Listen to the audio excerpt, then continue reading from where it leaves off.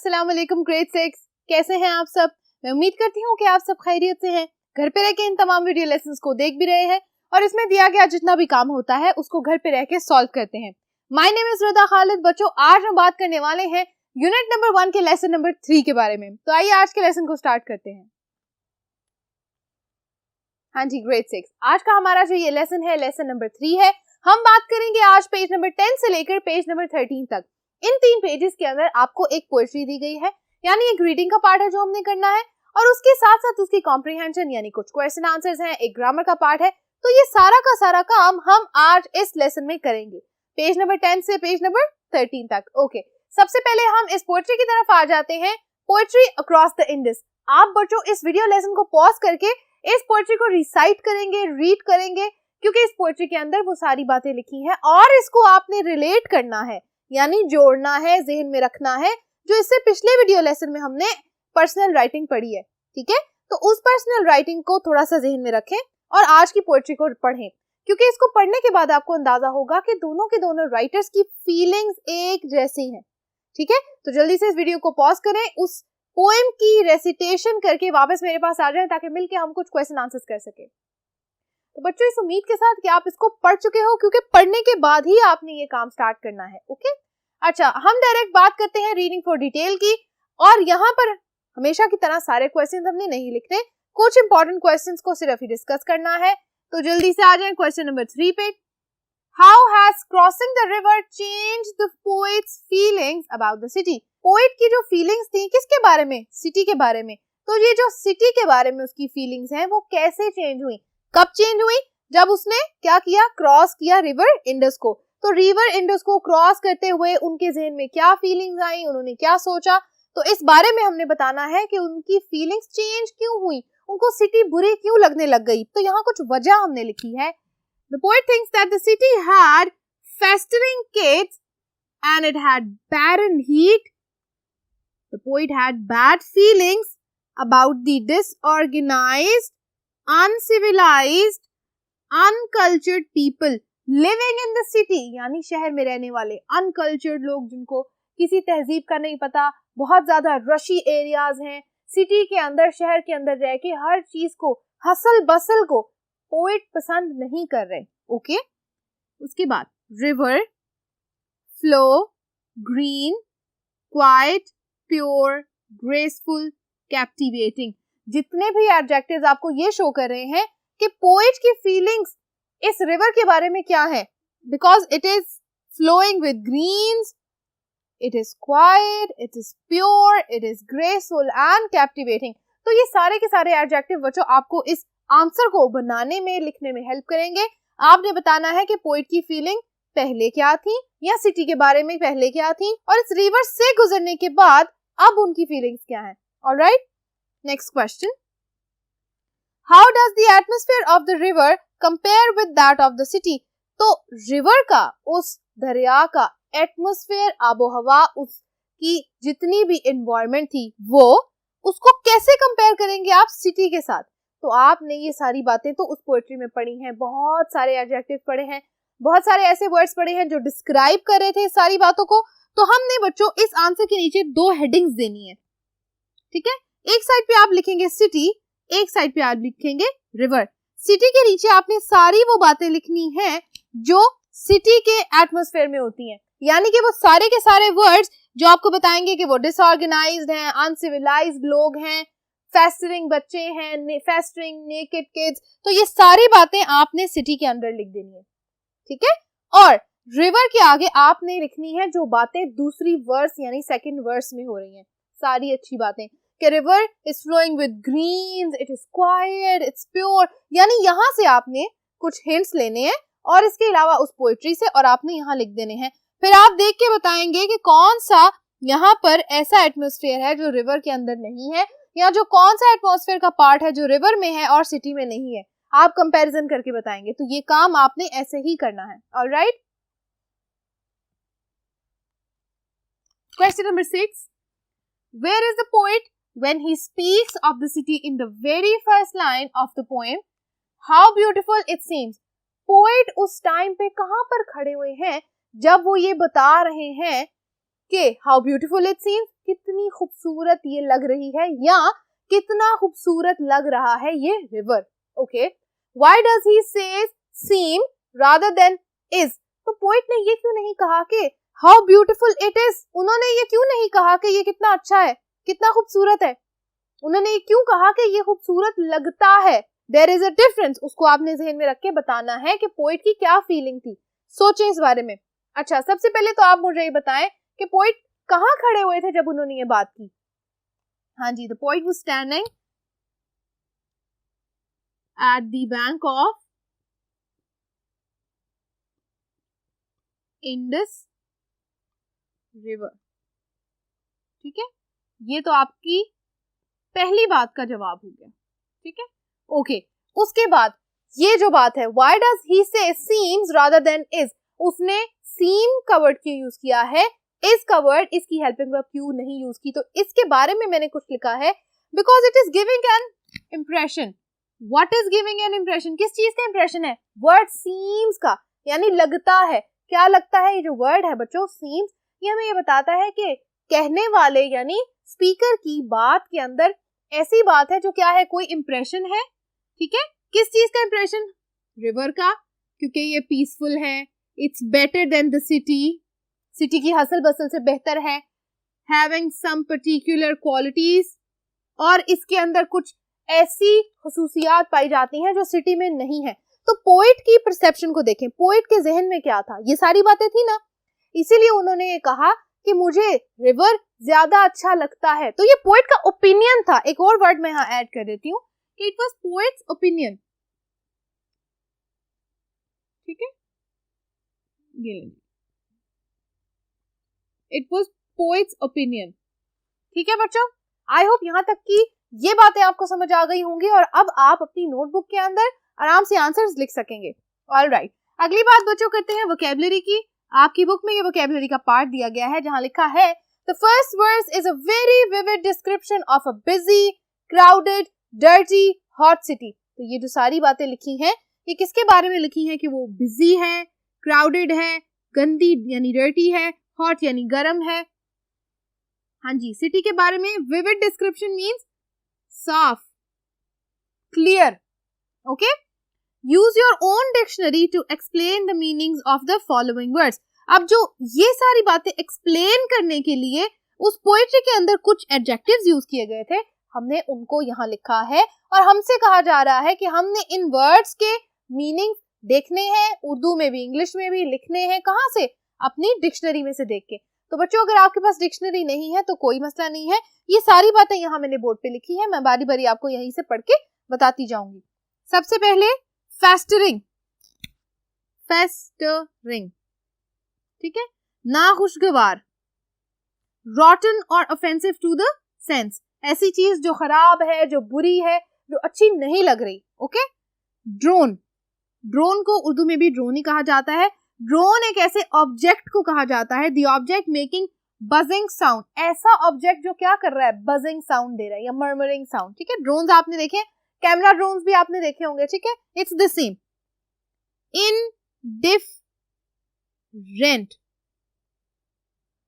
एक जैसा, alike. Indifferent means ऐसी चीज जो डिफरेंट है ही नहीं, एक जैसी है, अलाइक है. ठीक है, डिसगॉर्जिंग, जलील या बुरा, कंट्रोवर्शियल और डिसलाइकनिंग, ऐसी चीज जो नाखुशगवार है, पसंद नहीं आती. ठीक है, ऑब्लिटरेटिंग.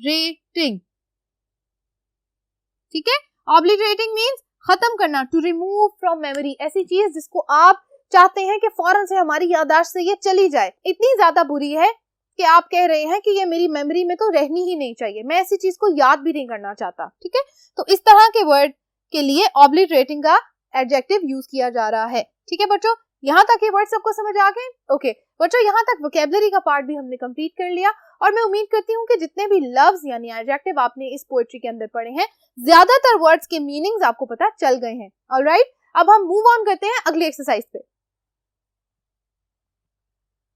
बच्चों, इस एक्सरसाइज के नीचे, वोकैबुलरी के टॉपिक के नीचे आपकी बुक में एक और एक्सरसाइज दी गई है. उस एक्सरसाइज को मैंने यहाँ बोर्ड पे लिखा है. यहाँ पर मैंने ऊपर टॉप पे लिखा है कंप्लीट द कॉलम बिलो. आप अपनी बुक से इंस्ट्रक्शंस पढ़ लें कि आपने इस कॉलम के अंदर क्या क्या बातें लिखी हुई देखी है और आगे क्या क्या करना है, ठीक है। ये बात आपकी बुक के इस पेज के बिल्कुल एंड पे लिखी हुई है, ठीक है। अब मैं आपको बताती हूँ कि इस कॉलम की दो साइड्स हैं। इस साइड पे, लेफ्ट साइड पे आपको सारी अनप्लेजेंटनेस यानी सारी वो बातें जो नाखुशगवार हैं, जो बुरी हैं, किस बारे में, सिटी के बारे में, वो सारी बातें यहाँ पर आपने लिखनी है। आपकी बुक में सिर्फ ये वर्ड लिखा हुआ है, आप देख रहे हैं। ये जो वर्ड्स मैंने लिखे हैं ये मैंने खुद से लिखे हैं, वो भी मैं आपको बताती हूँ कहाँ से। ओके, दूसरी साइड पे आ जाए, यहाँ पर आपने उसका ऑपोजिट लिखना है। आपकी बुक में जो वर्ड लिखा है ग्रेसफुली, ये सेल्फ क्रिएटेड फिल्थ का क्या है, ऑपोजिट है। यानी यहाँ पर जो हमारे पास कुछ ऐसे आइडियाज दिए गए हैं जिनको पढ़ के हमारे पोइट को ये फीलिंग आ रही है कि ये जो पूरी की पूरी सिटी है ये गंदी है, ये बुरी है, या उसका कंपैरिजन रिवर के साथ नहीं है। तो आपने इनको पढ़ना है और इसके ऑपोजिट एक आइडिया लेना है और उसको यहाँ लिखना है। अब मैंने कुछ वर्ड्स आपकी ही इस पोएट्री के अंदर से निकाले हैं। Crowded city, barren heat, cruel drones, suffocating dust, unappealing children, ठीक है। अब इनके ऑपोजिट्स देखें, crowded city, uncrowded city, barren heat, merciful sun और लेस हीट, ठीक है। इस तरह भी आप इसको लिख सकते हैं।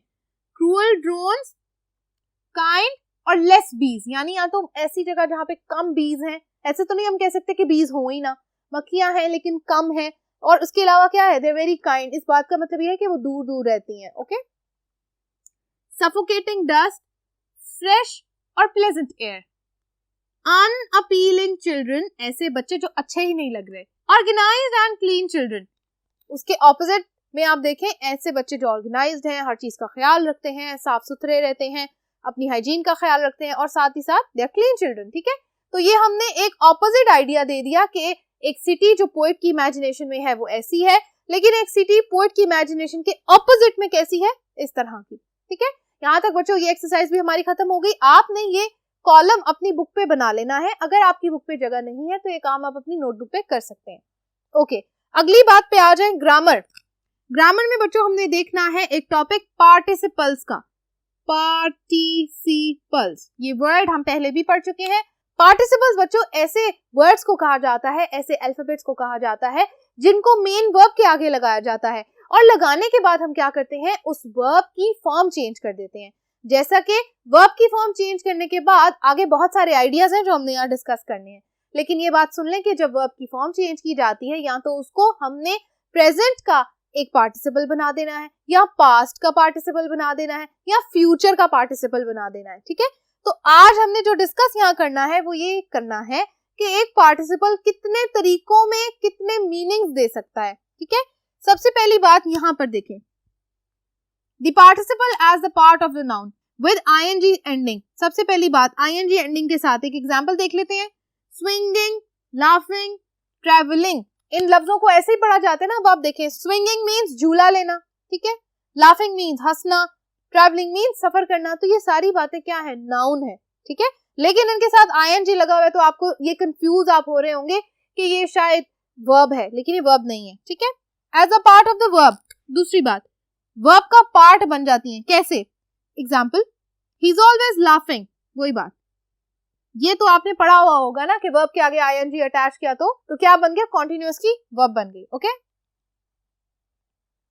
Okay, the participle as an adjective to qualify a noun. किसी नाउन को क्वालिफाई करने के लिए क्या किया जाता है, हम एडजेक्टिव के तौर पे पार्टिसिपल को यूज करते हैं। एग्जाम्पल को देखो, the swinging lamp cast an eerie light in the darkness. Swinging lamp, ING participle वाला जो वर्ड है वो कहाँ आ गया, नाउन से पहले, तो क्या बन गया, एडजेक्टिव बन गया ना। हाँ जी, इसी तरह उसके बाद एक और part, the participle as a noun. अब तो हमने बात करना है कि पार्टिसिपल को एज एन एब्स्ट्रैक्ट नाउन ही ट्रीट करना है, ओके। एग्जाम्पल देख लेते हैं, ईटिंग इज प्लेजर, खाना, ईटिंग क्या है, हैबिट, हैबिट की बात हो रही है ना, तो क्या है ये, नाउन, ठीक हो गया। उसके बाद number 2, travelling is exciting. Travelling क्या है, हैबिट, और हैबिट्स हमारी क्या होती हैं, नाउन्स, ठीक है। ऑल राइट, अब इससे रिलेटेड राइटिंग टास्क को देख लें। राइटिंग टास्क कहता है, make a list of all 13 participles in the poem. आपकी बुक में आईएनजी पार्टिसिपल्स के साथ उस पोएट्री के अंदर 13 वर्ड्स लिखे हुए हैं। वो 13 वर्ड्स मैंने यहाँ लिख दिए हैं। अब हमारा काम क्या है, यहाँ पर आ जाएं। Make a list of 5 ing participles which can be used as 3 different ways explained above. अब आपने क्या काम करना है बच्चों, इन सारे वर्ड्स के अंदर से कोई से 5 ऐसे वर्ड्स उठाने हैं जिनको आप 3 डिफरेंट तरीकों से इस्तेमाल कर सकते हैं। मतलब ये 3 तरीके, participle as a noun, participle as an adjective और participle as the ING ending. Okay, हमने ये भी देखना है वर्ब की तरह किस तरह लगेगा, नाउन की तरह और एडजेक्टिव की तरह। अब ये काम करने के लिए हमें 5 वर्ब्स चूज करनी है। ये काम आप खुद करेंगे। मैं यहाँ पर आपको इसकी एग्जांपल समझाने के लिए सिर्फ एक यहाँ से उठा लेती हूँ वर्ड प्लेइंग, और उसको यूज करते हुए मैं ये इंस्ट्रक्शन पूरी करूंगी। ठीक है, वर्ड में लिख देती हूँ यहाँ पे playing. Right 3 sentences for each using the ing participle differently in each sentence. आपने इसके नीचे जो एग्जाम्पल आपकी बुक में लिखी हुई है उसको पढ़ लें। उससे आपको आइडिया होगा कि जो काम मैं यहाँ करने जा रही हूँ, मैंने इन्हीं पार्टिसिपल्स को यूज करते हुए 3 सेंटेंसेस लिखे हैं। ठीक है, पहला सेंटेंस किस तरह लिखना है, एज अ वर्ब यूज करना है।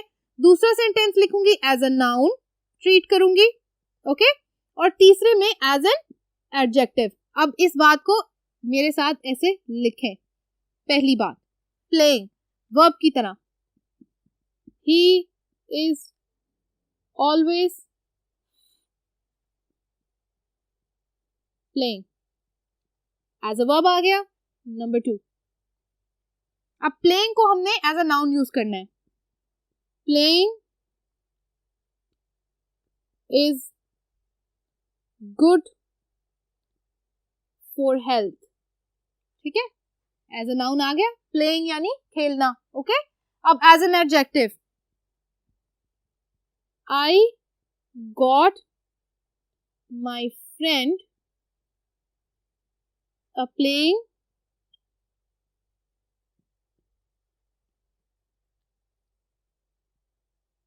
doll। एक ऐसी डॉल जो क्या करती है, प्ले करती है। ठीक है, आपने उसको एज एन एडजेक्टिव भी ट्रीट करना है। इसी तरह बच्चों आपने क्या करना है, इनमें से 5 पार्टिसिपल्स उठाने हैं। 1 मैंने ले लिया है, आप बाकी के 4 कर लेंगे। उन 4 को लेके आपने ये काम करना है, एक ही वर्ड को 3 तरह से लिखना है। एक दफा आपने एज अ वर्ब यूज करना है, वी, एज अ नाउन और एज एन एडजेक्टिव। ठीक है, ये आपका होमवर्क है। और यहाँ तक बच्चों हमारा लेसन नंबर 3 भी खत्म होता है। मैं उम्मीद करती हूँ कि आपको आज का लेसन पसंद आया होगा और आपने आज के लेसन में दिए गए सारे के सारे टास्क कंप्लीट किए होंगे। Thank you so much for watching today's lesson बच्चों। अब हम मिलेंगे अगले वीडियो लेसन में, तब तक के लिए अपना काम पूरा करते रहिए, खुश रहिए, अल्लाह हाफिज।